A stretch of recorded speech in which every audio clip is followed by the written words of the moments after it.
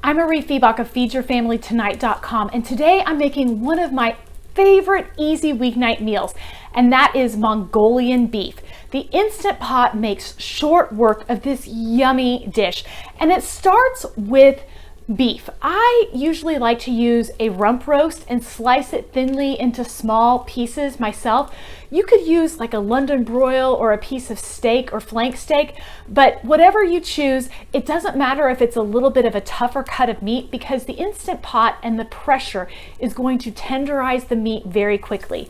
Now you could totally do this in the Instant Pot by sauteing the meat in batches, but I found that that takes a really long time. So I usually saute some of the meat in the Instant Pot, and then the rest I just saute in a skillet. And then you're going to want to deglaze the skillet with a little bit of water, and that's going to help you scrape off all of the brown bits that happen. And this is going to give the Mongolian beef a really deep, rich, brown flavor. And it's really important to developing the flavor to scrape up those brown bits. I'm going to add the beef and some of the scraped up brown bits, and then I'm going to add the rest of the water to the Instant Pot. It's 1.5 cups of water total to give you lots of yummy sauce. Then you're going to add 1/2 cup of soy sauce, the zest of 1 orange. I had Mongolian beef in a restaurant years ago, and it just had the slightest orange flavor. It kind of gives it a little bit of sweetness without having to add quite as much sugar. I do add 3 tablespoons of brown sugar, and if you like it really sweet, you may want to add a couple tablespoons more. I find with the orange that I don't need quite as much brown sugar as most recipes call for. 1.5 teaspoons of fresh ginger, grated. And I want to talk a little bit about fresh ginger.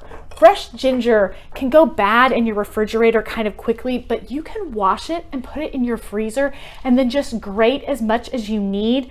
If you wash it really well, you don't even have to peel the ginger. And I'm a little lazy. I don't like to peel the ginger. And then you're going to add 4 cloves of garlic. Now, unless you are a professional chef with wicked knife skills, get yourself a garlic press and use that to mince your garlic. It will save you so much time and so much effort. I am a big fan of using the garlic press. So I have 4 cloves of garlic in here. I'm going to give it a quick stir, and then you're going to add the lid to the Instant Pot. It's been on the saute function. Anytime you add the lid to the Instant Pot, you want to check to make sure that the ring is secure. If it's off a little bit, you're not going to get a solid seal, and you definitely want a solid seal. You're going to put the lid on and change it to manual pressure and cook it for 16 minutes.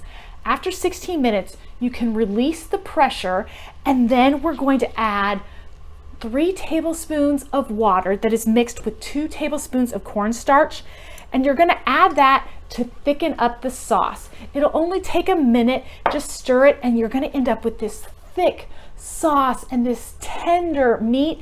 I like to serve it over rice noodles, but you could serve it over rice or cauliflower rice, and I always like to top it with a few sliced green onions.